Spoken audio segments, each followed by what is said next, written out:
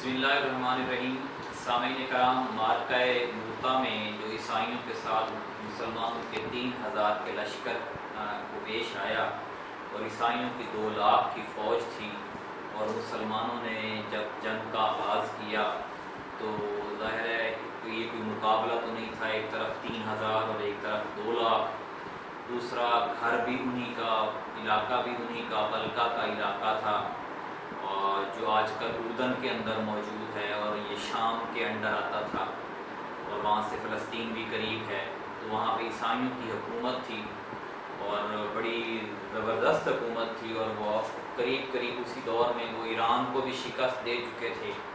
یعنی یہ بالکل ایسے تھا جیسے اس وقت کا وہ امریکہ تھا، اور ایران جو تھا وہ اس وقت کا روس تھا یا چائنا تھا، جس کو وہ شکست دے چکے تھے۔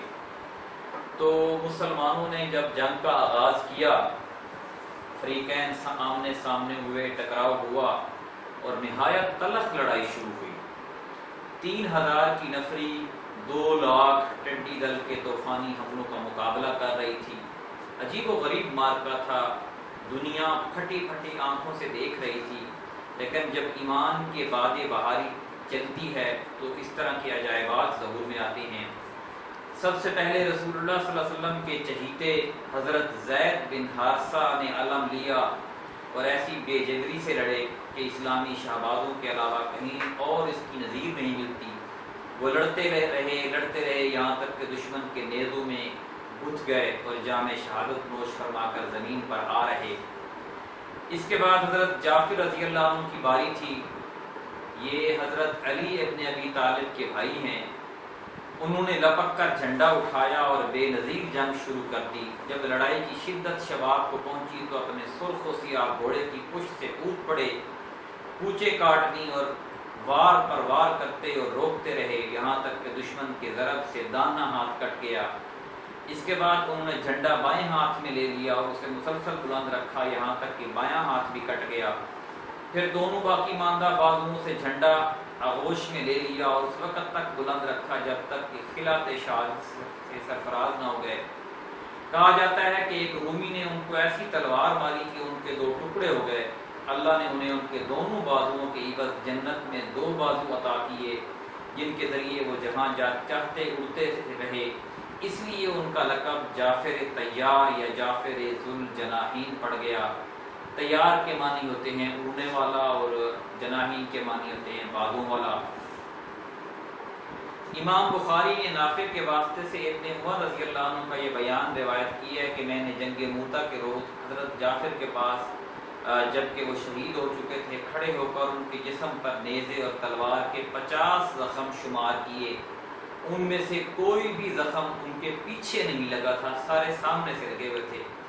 ایک دوسری روایت میں ان کا بیان ہے کہ میں بھی اس غزوے میں مسلمانوں کے ساتھ تھا، ہم نے حضرت جعفر ابن ابی طالب کو تلاش کیا تو انہیں مقتولین میں پایا، اور ان کے جسم میں نیزے اور تیر کے 90 سے زیادہ زخم پائے گئے۔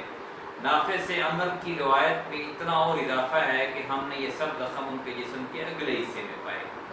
اس طرح کی شجاعت و بصالت سے بھرپور جنگ کے بعد جب حضرت جعفر بھی شہید ہو گئے تو اب حضرت عبداللہ بن رواحہ رضی اللہ عنہ نے پرچم اٹھایا اور اپنے گھوڑے پر سوار آگے بڑھے اور اپنے آپ کو مقابلے کے لیے آمادہ کرنے لگے، لیکن انہیں کسی قدر ہچکچاہٹ ہوئی، حتیٰ کہ تھوڑا سا گریز بھی کیا، لیکن اس کے بعد کہنے لگے اے نفس، قسم ہے کہ تو ضرور مد مقابل اتر، خواہ ناگواری کے ساتھ خواہ خوشی خوشی۔ اگر لوگوں نے جنگ برپا کر رکھی ہے اور میرے تان رکھی ہیں تو ہمیں تجھے کیوں جنت سے گریزاں دیکھ رہا ہوں۔ اس کے بعد وہ مقابل میں اتر آئے، اتنے میں ان کا چچا زاد بھائی ایک گوشت لگی ہوئی ہڈی لے آیا اور بولا اس کے ذریعے اپنی پیٹھ مضبوط کر لو، کیونکہ ان دنوں تمہیں سخت حالات سے دوچار ہونا پڑا ہے۔ انہوں نے ہڈی لے کر ایک بار نوچی، پھر پھینک کر تلوار تھام لی اور آگے بڑھ کر لڑتے لڑتے شہید ہو گئے۔ اس موقع پر قبیلہ بنو اجلان کے ثابت بن ارقم نامی ایک صحابی نے لپک کر جھنڈا اٹھا لیا اور فرمایا مسلمانوں اپنے کسی آدمی کو سپہ سالار بنا لو۔ صحابہ نے کہا آپ ہی یہ کام انجام دیں۔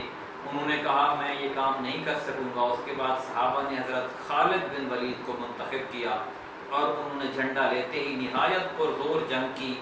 چنانچہ صحیح بخاری میں خود حضرت خالد بن ولید سے مروی ہے کہ جنگ موتا کے روز میرے ہاتھ میں 9 تلواریں ٹوٹ گئیں، پھر میرے ہاتھ میں صرف ایک یمنی بانا یعنی چھوٹی سی تلوار باقی بچی۔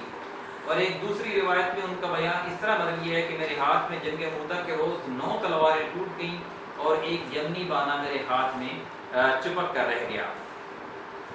ادھر رسول اللہ صلی اللہ علیہ وسلم نے جنگ موتا ہی کے روز، جبکہ ابھی میدان جنگ سے کسی قسم کی اطلاع نہیں آئی تھی، وہی کی بنا پر فرمایا کہ جھنڈا زید نے لیا اور وہ شہید کر دیے گئے، پھر جعفر نے لیا وہ بھی شہید کر دیے گئے، پھر ابن رواحہ نے لیا وہ بھی شہید کر دیے گئے۔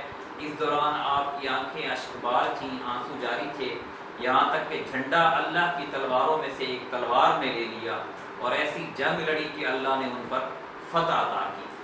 انتہائی شجاعت و بصالت اور زبردست جانبازی و جانسپاری کے باوجود یہ بات انتہائی تعجب انگیز تھی کہ مسلمانوں کا یہ چھوٹا سا لشکر رومیوں کے اس لشکر جرار کی طوفانی لہروں کے سامنے ڈٹا رہ جائے۔ لہذا اس نازک مرحلے میں حضرت خالد بن ولید رضی اللہ عنہ نے مسلمانوں کو اس گرداب سے نکالنے کے لیے، جس میں وہ خود کود پڑے تھے، اپنی مہارت اور کمال ہنرمندی کا مظاہرہ کیا۔ روایت میں بڑا اختلاف ہے کہ اس مارکے کا آخری انجام کیا ہوا۔ تمام روایت پر نظر ڈالنے سے صورتحال یہ معلوم ہوتی ہے کہ جنگ کے پہلے روز حضرت خالد بن ولید دن بھر رومیوں کے مد مقابل ڈٹے رہے، لیکن وہ ایک ایسی جنگی چال کی ضرورت محسوس کر رہے تھے جس کے ذریعے رومیوں کو مغلوب کر کے اتنی کامیابی کے ساتھ مسلمانوں کو پیچھے ہٹا لیں کہ رومیوں کو طاقت کی ہمت نہ ہو، کیونکہ وہ جانتے تھے کہ اگر مسلمان بھاگ کھڑے ہوئے اور رومیوں نے تعاقب شروع کر دیا تو مسلمانوں کو ان کے پنجے سے بچانا سخت مشکل ہوگا۔ چنانچہ جب دوسرے دن صبح ہوئی تو انہوں نے لشکر کی حیت اور وضع تبدیل کر دی اور اس کی ایک نئی ترتیب قائم کی، یعنی مقدمہ اگلی لائن کو ساکا پچھلی لائن اور ساکا کو مقدمہ کی جگہ رکھ دیا، اور میمنہ کو میسرہ اور میسرہ کو میمنہ سے بدل دیا۔ یہ کیفیت دیکھ کر دشمن چونک گیا اور کہنے لگے کہ انہیں کمک پہنچ گئی ہے۔ غرض رومی ابتدائی میں مرعوب ہو گئے۔ ادھر جب دونوں لشکروں کا سامنا ہوا اور کچھ دیر تک جھڑپ ہو چکی تو حضرت خالد نے اپنے لشکر کا نظام محفوظ رکھتے ہوئے مسلمانوں کو تھوڑا تھوڑا پیچھے ہٹانا شروع کیا، لیکن رومیوں نے اس خوف سے ان کا پیچھا نہ کیا کہ مسلمان دھوکہ دے رہے ہیں اور کوئی چال چل کر انہیں صحرا کی پہنائیوں میں پھینک دینا چاہتے ہیں۔ اس کا نتیجہ یہ ہوا کہ دشمن اپنے علاقے میں واپس چلا گیا اور مسلمانوں کے تعاقب کی بات نہ سوچی۔ ادھر مسلمان کامیابی اور سلامتی کے ساتھ پیچھے ہٹے اور پھر مدینہ واپس آ گئے۔ اس جنگ میں 12 مسلمان شہید ہوئے۔ رومیوں کے مقتولین کی تعداد کا علم نہ ہو سکا، البتہ جنگ کی تفصیلات سے معلوم ہوتا ہے کہ وہ بڑی تعداد میں مارے گئے۔ اندازہ کیا جا سکتا ہے کہ جب تنہا حضرت خالد کے ہاتھ میں 9 تلواریں ٹوٹ گئیں تو مقتولین اور زخمیوں کی تعداد کتنی رہی ہوگی۔ انشاءاللہ یہیں سے